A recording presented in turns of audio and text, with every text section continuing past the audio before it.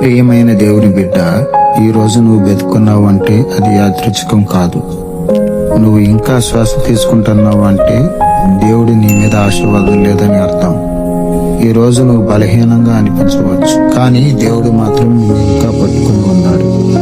నువ్వు మాత్రం ఎవరికి చెప్పుకోలేని బాధలో ఉన్నావు. రాత్రి అందరూ నిద్రపోతే నువ్వు మాత్రం దేవుని దగ్గర నిశ్శబ్దంగా ఏడుస్తున్నావు. ప్రభు, ఇంకెంత? ప్రభు, ఎందుకు నేను? ప్రభు, నువ్వున్నావా నిజంగా?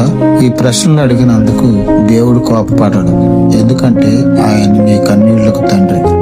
బైబిల్ చెబుతుంది, నీ కన్నీళ్లను ఆయన తన సీసాలో నిలువ చేస్తాడు. అంటే నీ ఒక్క కన్నీరు కూడా దేవుని దృష్టికి దూరం కాదు. నీ బాధను ఆయన చూశాడు, నీ నొప్పిని ఆయన లెక్కలో పెట్టుకున్నాడు. మనుషులు అంటారు, నువ్వు మారవు, నీ జీవితం ఇలానే ఉంటుంది అని.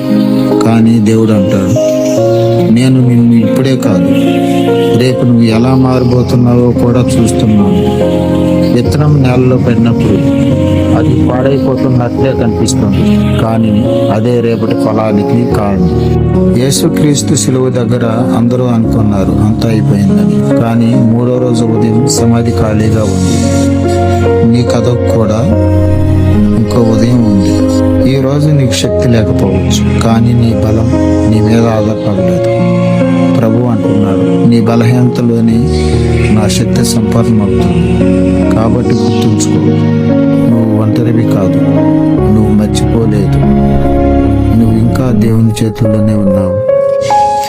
నీ కన్నీళ్ల తర్వాత నీ సాక్ష్యం వస్తుంది, నీ రాత్రి తర్వాత నీ ఉదయం వస్తుంది.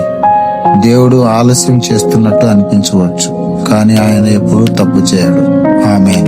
ఈ కథ నచ్చితే నా వీడియోని లైక్ చేయండి, షేర్ చేయండి, నా ఛానల్ని సబ్స్క్రైబ్ చేయండి, పక్కనే ఉన్న బెల్ ఐకాన్ని నొక్కండి. అందరికీ ధన్యవాదాలు.